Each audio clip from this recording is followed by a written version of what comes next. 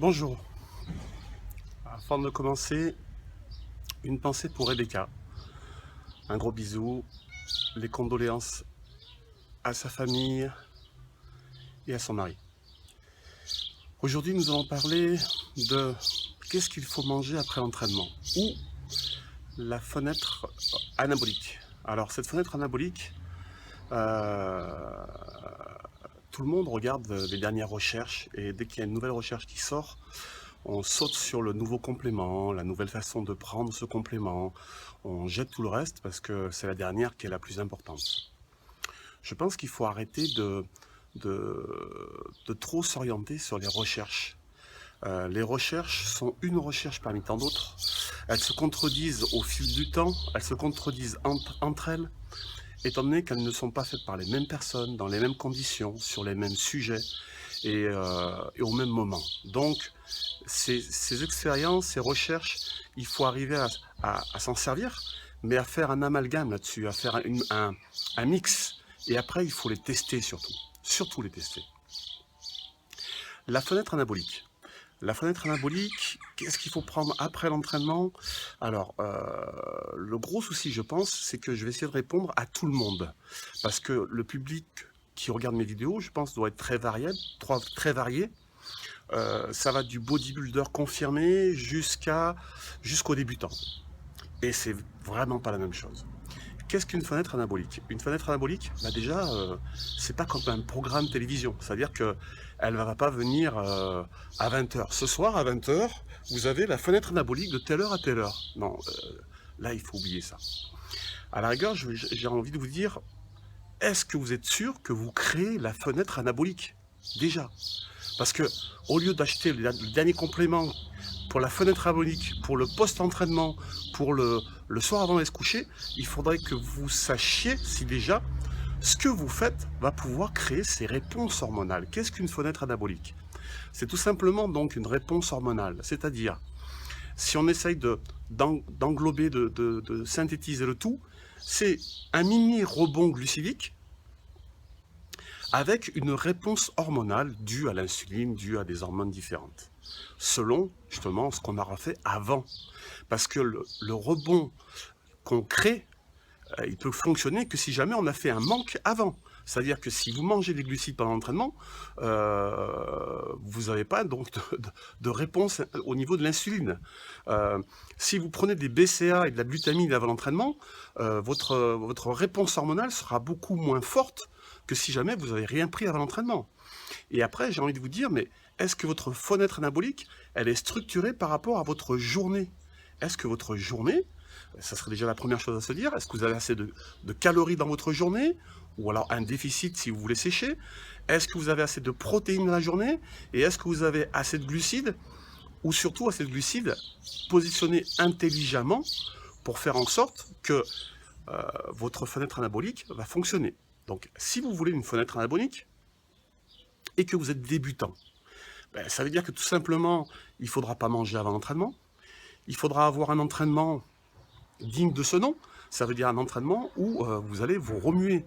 C'est-à-dire que l'entraînement où vous êtes sur une machine à abdos et que je regarde mon iPhone sur Facebook si tout le monde a lu mon post et puis 5 minutes après je refais une série et puis je regarde mon iPhone et puis oh il y a une jolie fille qui passe et je lui dis bonjour et je lui demande comment va sa famille et ainsi de suite. Si vous attendez une réponse anabolique, une fenêtre anabolique ou une réponse hormonale, je pense que vous pouvez attendre. Je pense que à ce moment-là, pour vous, juste après l'entraînement, pour répondre à la question, 3 petits Suisses iront très bien. Hein, ça suffira, un petit peu de sucre dessus pour que ce soit meilleur, mais 3 petits Suisses, ça ira très bien. Après, si on a un entraînement digne de ce nom, ça veut dire qu'on va remuer de la barre, ça veut dire qu'on va avoir une intensité, ça veut dire qu'on va créer cette réponse hormonale. Si on n'a pas mangé, on va dire, comme il y en a qui le font, une demi-heure avant, où on s'est envoyé un shaker de protéines, parce que c'est la nouvelle mode, et qu'on a pris des BCA et des glutamines. N'attendez pas une fenêtre anabolique, n'attendez pas une réponse au niveau de l'insuline, encore moins si vous prenez une boisson à base de sucre pendant l'entraînement. Vous devez créer, si vous voulez faire cette fenêtre anabolique, vous devez créer un mini rebond glucidique. Donc ça veut dire vous devez manquer de glucides et le décharger pendant l'entraînement. Est-ce que vous m'avez bien compris? Excusez-moi, je mets mes lunettes. Le soleil est un petit peu blanc. Donc, n'hésitez pas à remettre en question votre alimentation dans la journée pour savoir si vous voulez créer donc cette fenêtre anabolique. Il faut d'abord donc savoir si votre alimentation est en adéquation avec cette volonté que vous voulez créer derrière. Donc à ce moment-là, peu de glucides avant l'entraînement, un repas qui est au moins 3 heures avant, le minimum de glucides, on va dire, entre guillemets, dans la journée. Alors, il peut y en avoir au petit déjeuner, mais après, vous arrêtez de manger un maximum de glucides. C'est pas le plus important pour nous. Même, je dirais, pour être en bonne santé. Et après, avoir un entraînement qui va remuer des barres avec des squats, avec des soulevés de terre, avec du coucher, quelque chose qui va faire que votre chute, par exemple, de la testostérone va descendre parce que vous allez l'épuiser pour pouvoir encore remonter encore plus haut. Maintenant, pour répondre vraiment donc à qu'est-ce qu'on peut prendre après, à part les 3 petits Suisses pour Monsieur Tout le Monde, et ça ira très très bien, hein, je vous dirais, bon, plusieurs solutions. Vous êtes donc, on en revient à la même chose, quelqu'un de naturel, vous avez calculé votre fenêtre anabolique, vous voulez savoir qu'est-ce que je dois prendre derrière. La première chose à prendre derrière, alors première chose qu'il faut savoir, c'est qu'une fenêtre anabolique, elle dure pas 5 minutes, hein, c'est pas des portes d'ascenseur qui s'ouvrent et qui se ferment, hein. C'est vraiment, on va dire, quelque chose qui démarre doucement, qui s'amplifie au fur et à mesure, qui fait un pic et qui redescend tout doucement. Donc cette fenêtre anabolique, je dirais, testez-la. Testez-la. Testez-la comment? Ben, vous devez ressentir si après l'entraînement, vous êtes vidé, que vous avez besoin de nourriture, et si vous mangez, ben, si ça vous fait remonter au niveau énergétique, si vous sentez plein après l'entraînement. Donc, pour le bodybuilder, on va dire sans aide, déjà une whey protéine. Après, ne cherchez pas la protéine la plus rapide, la plus filtrée, je dirais plutôt chercher une marque sérieuse. Voilà. Arrêtez Internet, je ne le répéterai jamais assez. Alors, excusez-moi, je sais que sur Internet, il y a aussi des bonnes marques. Mais à ce moment-là, faites des recherches. Renseignez-vous. Vous avez plein de marques, avec des noms américains ou avec des noms comme vous voulez, ou d'hyperbody, mais qui ne sont pas vraiment des marques sérieuses. Donc, une bonne protéine. Une bonne protéine, plutôt une whey, entre 30 et 50 grammes en fonction justement de comment vous avez mis vos protéines dans la journée. Pas la peine d'en avoir assez et évitez d'en avoir pas assez. Qu'est-ce qu'on peut prendre après? Moi, je vous dirais déjà, une whey protéine, c'est déjà bien. Après, si vous voulez rajouter des BCAA, isoleucine, leucine, valine, 3 acides aminés, c'est pas mal non plus, d'accord? Je vous dirais de décaler un petit peu au niveau de la prise. Vous pouvez prendre aussi de la glutamine, hein, qui va permettre de rester donc, de maintenir cette fenêtre anabolique le plus longtemps possible. Et il y a plein de gens qui vont vouloir prendre de la créatine. Oui, parce que votre réserve d'ATP donc aura chuté après l'entraînement. Vous pouvez, mais je vous dirais par petites touches, des cures de 3 semaines, en sachant qu'il faut saturer la créatine pendant 3 jours avant. Ça, c'est pour donc le petit bodybuilder. La personne qui est aidée, je lui dirais, bon, votre fenêtre anabolique, vous l'avez calculé, plusieurs solutions. Ou vous augmentez votre taux de whey protéine, et derrière, vous pouvez rajouter, j'allais y venir, du sucre en plus. Alors ce sucre, à vous de voir à quel index glycémique vous le voulez. Moi personnellement, étant donné que j'ai très peu de glucides dans la journée, je préfère avoir donc des sucres assez rapidement assimilables juste derrière. D'ailleurs, quand vous prenez une whey protéine et que vous prenez des glucides, on va dire à index glycémique lent, vous savez que vous avez un bol alimentaire dedans, donc vous avez intérêt de bien les décaler, autrement il y en a un qui va ralentir l'autre, hein. Soyez logique aussi dans vos démarches. Après, donc, oui, il y a de tout. Il y a des gens qui vont recharger avec de l'insuline aussi, pour pouvoir avoir encore plus d'assimilation des glucides et des protéines, parce que l'insuline fait une assimilation des glucides, des protéines et des lipides.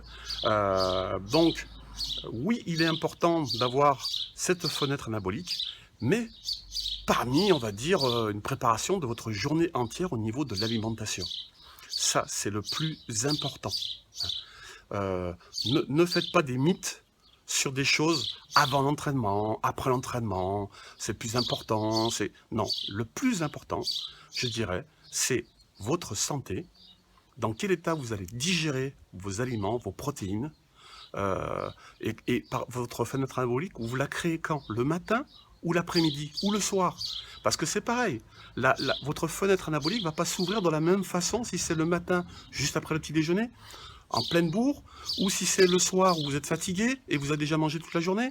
Donc, il y a trop de simplicité dans ce que vous pensez. Ne cherchez pas les produits magiques avec les formules magiques, avec les moments magiques. La musculation, c'est, dites-vous avant tout, c'est de l'entraînement, c'est une bonne alimentation, c'est un respect de notre physiologie. Ça, c'est le plus important. Il y a un petit peu de vent, excusez-moi. Voilà. Donc, partez du principe qu'il faut prendre ça dans une globalité. Plus vous prendrez votre musculation et votre santé dans une globalité, mieux ce sera. Voilà. Je reviendrai sur un post sur les compléments alimentaires, je reviendrai un petit peu sur cette fenêtre anabolique pour faire un deuxième volet. D'ailleurs, les premiers posts que j'ai faits, ce sont des posts sur les choses essentielles. Après, on reviendra sur des détails au fur et à mesure. J'essaie de répondre au maximum aux questions que vous me posez. Après, je suis ouvert aux mails. J'y réponds déjà. Après, pour l'instant, j'ai beaucoup de demandes, donc j'y vais tout doucement. Après, n'hésitez pas à venir à Nîmes faire une séance de musculation où je serai prêt à échanger. N'hésitez pas, si vous êtes de la région, à venir vous abonner chez moi pour faire une séance par mois ou peu importe. Moi, je suis ouvert à tout. Je suis en train de faire des vidéos qui sont totalement gratuites.